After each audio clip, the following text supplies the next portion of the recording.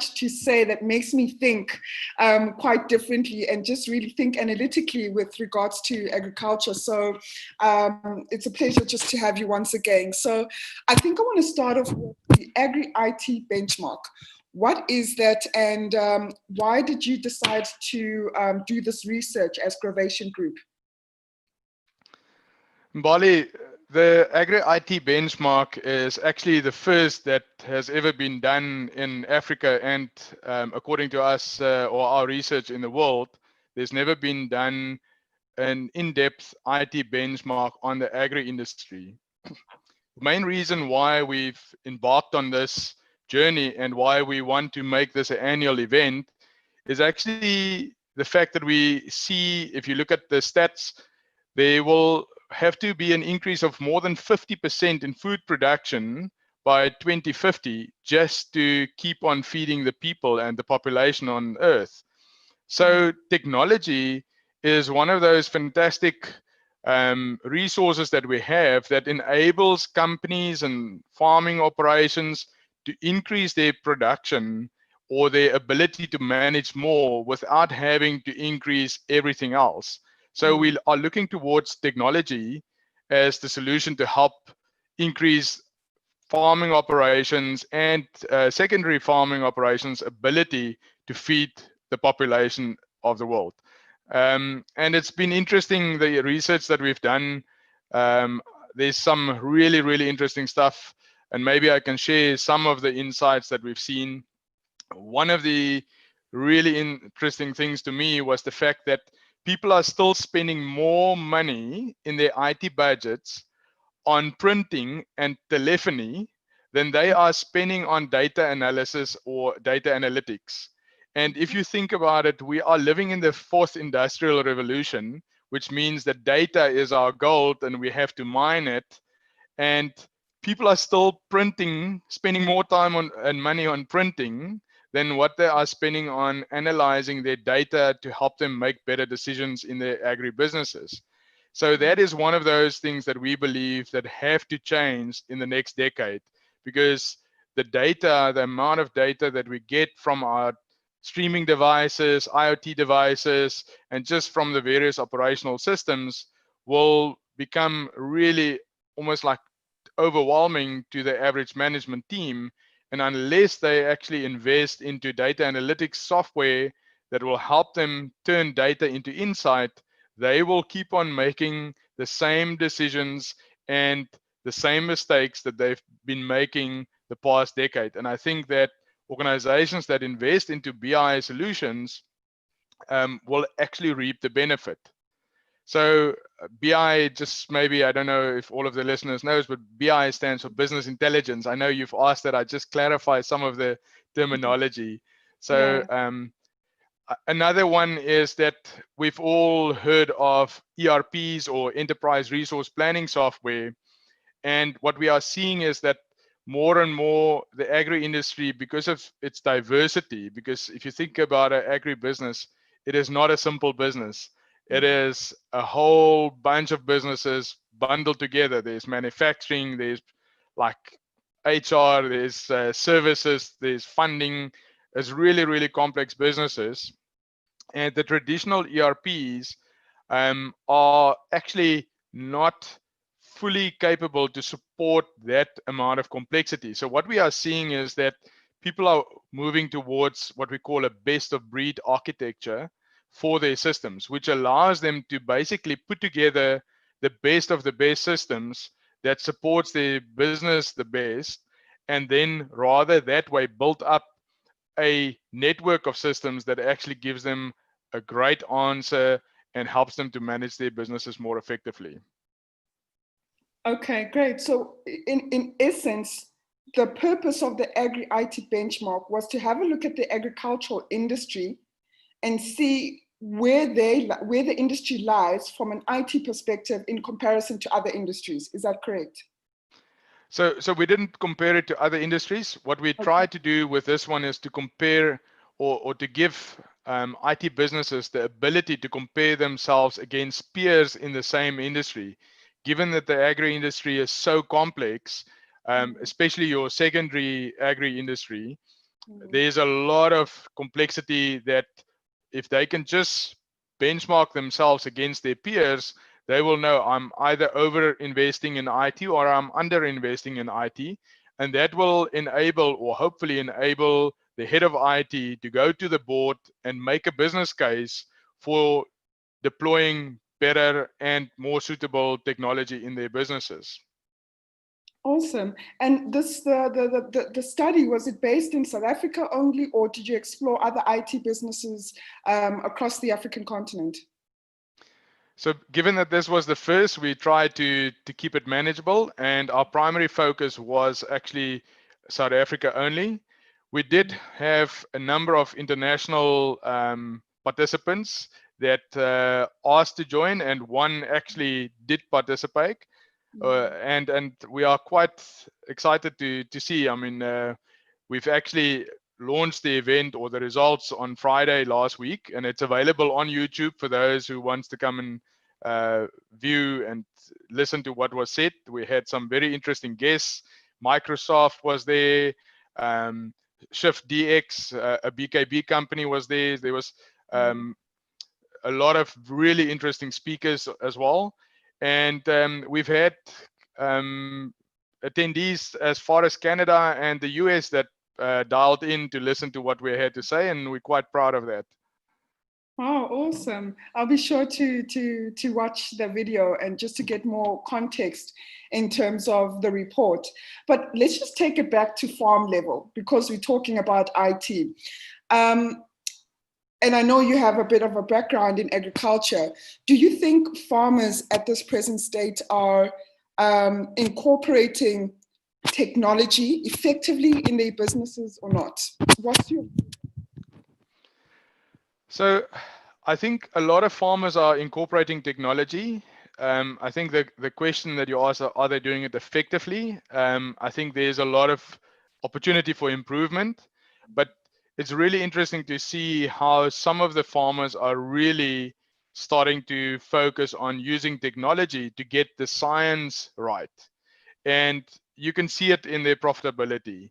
I think that's the one thing that was really clear to us, is that there is a correlation between profitability and the amount of technology that the farmers deploy to actually help them increase their yield and even increase their ability to manage more without having to increase their staff complement at the same rate.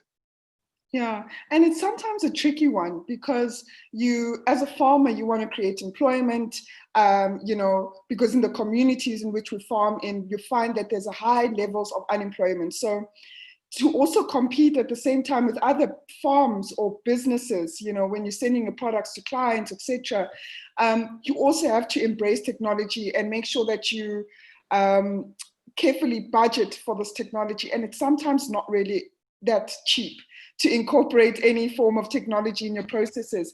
So how can farmers balance the two, you know, in terms of having to make the decision of, do I use technology but cut down on staff, or, you know, I've still got this responsibility to employ people in my community. So how can we balance the two? It's a tough one. Mbali, I think it's one of those great questions that I probably have to take a step back and explain my views on technology to answer that. Yeah. In my view, technology is just another tool that we have to enable our people to be more productive. And even if you take it back all the way to the days where we plowed with the ox, when the tractor came along, the farmer didn't go and sit under the tree for longer. He started to plow more fields or more hectares. And that should remain the main purpose of deploying technology into your business, to increase productivity. In my life, almost 20 years in the consulting business and in helping clients deploying technology into their businesses, it is the exception where technology actually reduces staff. I know that is in most cases the reason why a lot of management select technology, but in many cases, it actually just improves the management team's ability to manage more, and it increases the efficiency of their staff or their people. And I think as long as you are out to use technology to increase the productivity of your team and to make sure that you actually do it more accurately, you do it safely, you do it more cost effective, then technology in most cases will actually have a very strong business case without having to replace people. There is some cases where teams are just very inefficient, and we actually have to recognize that inefficient people are not replaced by technology. They are being replaced because they're ineffective or not efficient, and the technology is just would have helped a more productive team just grow more stuff or do more anyway. So I think, especially in the farming side, I think it is important to really understand which technology we need to increase our yields, which technology we need to increase our profitability, and then to understand how that technology can help our people achieve that. And like I said, I think ineffective teams will always be replaced, may it be by technology or other people, and that should be like that anyway. Yeah, granted. I mean, at the end of the day, we want high productivity and efficiency levels on our farm. So with regards to the results of this agri-tech or agri-IT benchmark, what's the general consensus from these IT companies? You know, are they lagging behind from the comparisons that they found, or are they ahead? So, and what's the future looking like for these IT companies to deploy more innovative solutions in the agricultural sector? I think the one observation that we've done is that we've done this throughout COVID lockdown, and I think technology just got a lot more important in most businesses' view than before lockdown. So I think if you look at it from that point of view, I think the majority of businesses, irrespective of industry, are potentially lagging behind in South Africa anyway, a little bit, because we haven't been the fastest at adopting new technology. But COVID has taught us that we are actually very adaptable. I mean, we are talking over Zoom, where this would have normally been a face-to-face type event. So I think from just a COVID perspective, I think there's a lot of opportunity for improvement. I do think that there is some of the primary agri farming operations that actually have a lot of technology already that they are playing around with and that they are using effectively. I think that they are sitting with a challenge where operational technology are well established and they are quite keen on deploying new technology on the operational side. I think it's on the management level, the data analytics and that management level, where they don't necessarily have everything in place yet to make it easy for their management teams to turn that data into insight. Because at the end of the day, if you don't turn data into insight, it's actually worthless. And I think there's a long way to go. But again, I don't think it's that unique to the agri space, because the whole world is realizing that data needs to be used more diligently and accurately to actually inform decisions.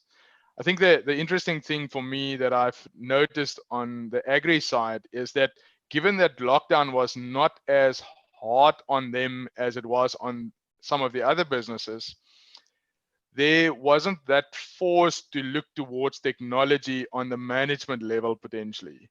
And I hope that it doesn't need to take another lockdown for the agri industry to actually pick up on that opportunity, because there is a massive opportunity for allowing your management team to actually use technology to do meetings, to make decisions, to farm in areas where you don't use to farm potentially. So I think there's a huge potential that can be unlocked. And I hope to see that happening in the next decade.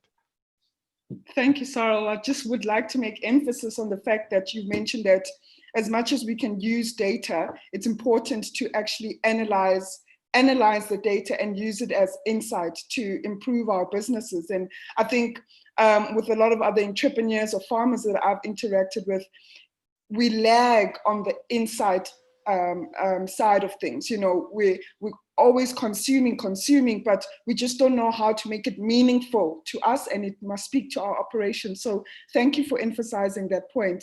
But just to move on to the other topic, which is really sparked my interest based on our previous conversation. You mentioned something about how you are a sheep farmer, but not actively managing the sheep or farming the sheep. Tell us a bit more about that. Mbali, so maybe just to uh, give some perspective. So I am a sheep farmer, but small scale sheep farmer, and I am farming with those sheep actively. But we have a sheep rental model that we've created over the years, where we're actually renting out some of our ewes. And for those who don't know, a ewe is a female sheep. Um, So the ewes we rent out to other farmers and allow them to increase the number of sheep that they farm with, without having to go to the bank and borrow money from the bank to go and buy those ewes.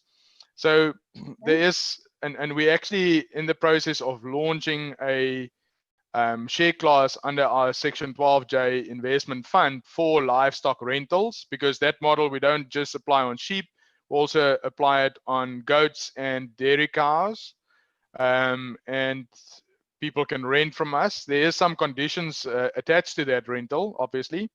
You have to pass our credit checks and you have to be a farmer. So we're not going to rent out to a startup farmer, suddenly give them a whole bunch of sheep or cattle to actually start off with. Our rule is that we will never give a farmer or rent a farmer more sheep or cattle than they already own and farm, just to manage our own risk. And then obviously there's some conditions attached around what they can do with that animals. So the main reason why they should be keeping those animals or renting it from us are to actually produce lambs or milk or kids. So at the end of the day, they shouldn't be slaughtering those animals, because we are renting them the ewes so that they can produce more lambs, and ultimately we're renting them the factory that produces the lambs. Yeah. So basically, I'm the farmer, I'm renting the sheep from you, so that it could mate with my male sheep and to produce lambs. And then do I have ownership of those lambs? Can I sell it to additional markets? And then also my next question is, for how long is this rental options? So yes, they rent the sheep from us, and we actually also provide rams in some cases. If they don't have rams, that's the male sheep, so that they can produce lambs. The lambs are 100% theirs. It's for them to make as they please, so they can sell it off, they can keep it, and the ewe lambs and reuse them as ewes to actually produce more, and that way grow their herd. Our rental model is normally a minimum period of 3 years. The reason why we do it in 3 years is very simple. A ewe actually produce, if you farm relatively intensive, you can actually lamb every 8 months, which means that you have 4 lambing seasons in a 3-year cycle, which enables you to sell 3 of those seasons to the market and keep 1 to replace the older ewes. That way you have a nice and stable flock, that genetic pool is strong and the health is strong, that will continue to produce some healthy lambs for you. Okay, so after the 3-year term, do you take back the ewes? So depending on the need, in some cases the renter will continue and they will continue to rent it for another term, which is maybe another 2 or 3 years, depending on their need. And sometimes they would tell us they want to give it back. They've now bred enough ewe lambs to run their own herd, and that's also fine. We have some conditions on how it works and exactly how that returning of the ewes works, but it's normally quite simple, and yeah, it actually works quite well, especially if you think that it enables you to have a herd that produces income, but you don't have to go and fund it. So that on your balance sheet, there's no asset, but there's also no loan that actually makes you less attractive for the bank. Understood. So it's basically to ease up the monthly operations or for the farm in essence. But tell me, Sarel, I know that there's a lot of stock theft, especially when it comes to sheep, because I think when you compare it to goats and cows, they're the much easier ones to steal, you know. So what happens if I rent sheep from you and they get stolen in the next week or two? So what happens in that clause? So again, it depends on what we've agreed with the rentee. There's two models. The one is that the rentee takes full risk associated with theft and any of the ewes dying, and they have to replace them.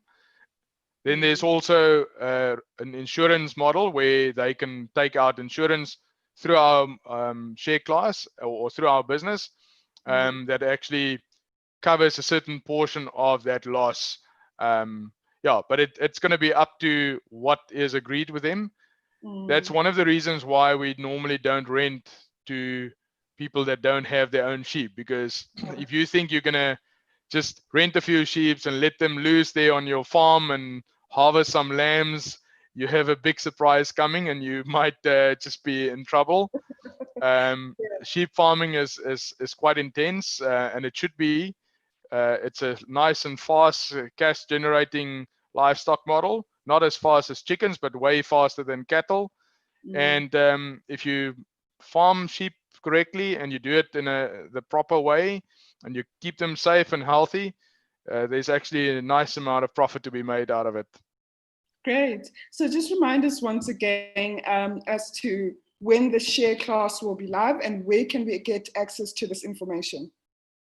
So people can contact me directly, or they can go onto our website, the Impact Fund's website, impact.com and impactfund.com. And yeah, we can actually start as soon as we have all of the checks and balances in place. We are ready to start with people. We actually have some people already renting from us, but we're formally going to launch the livestock for investors to partake in early next year. Okay, I'll be sure but to investors get... Yeah. So sorry, investors can also contact me if they want to get involved. Happy to have that conversation. Obviously, there's some strict rules around how to invest and how we make that happen. But we are a approved Section 12J fund, and we are registered with the Financial Services Board. So everything is above board, and we have a very professional team looking after our fund.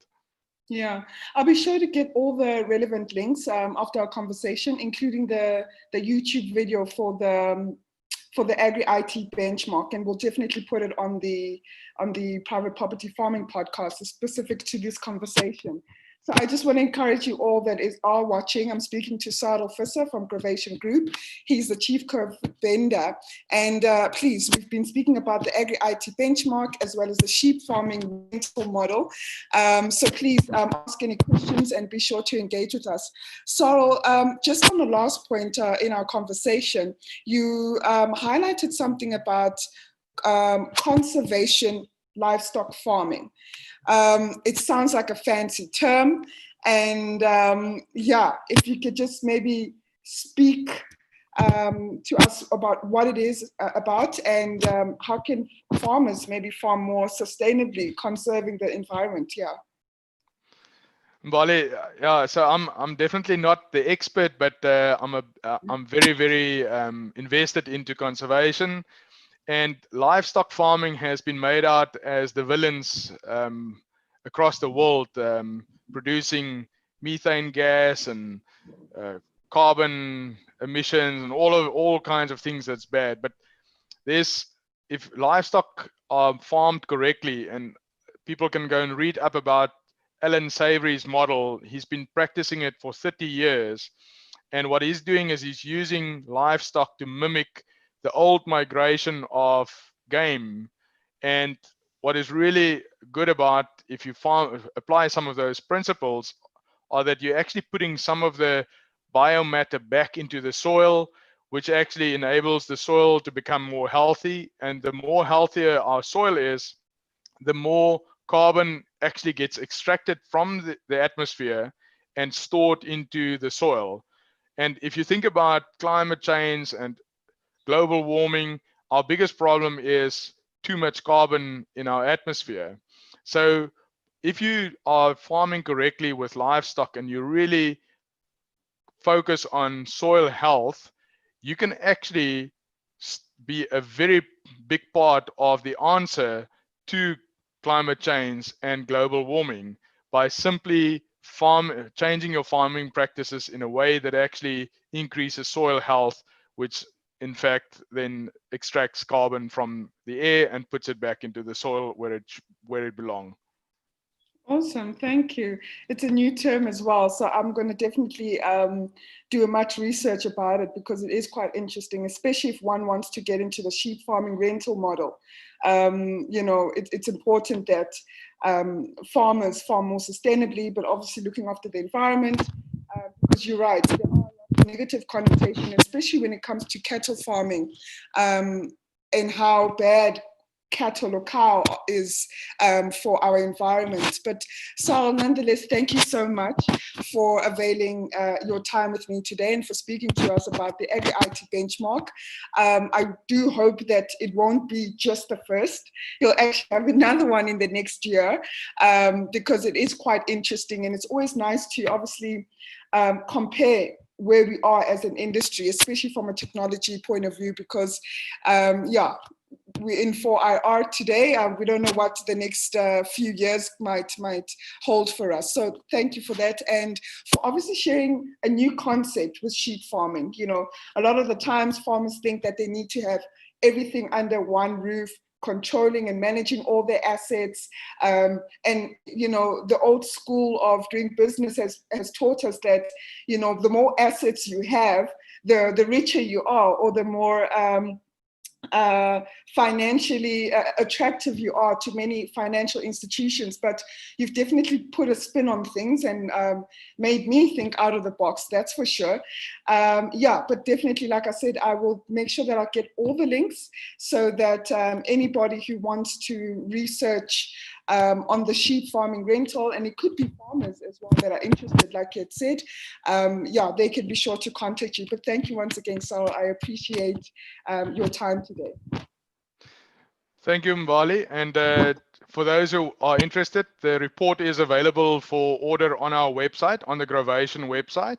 So people can go there and just submit their order, and the team will take care of them. And then I think it's always important that I leave you with an idea, and it's much easier to finance growth than it is to finance ownership. And therefore, these rental models, I believe, is a big part of the solution to agri in Africa. Awesome. Thank you, Sarel. Thank you so much for tuning in to the Farming Podcast, brought to you by Private Property.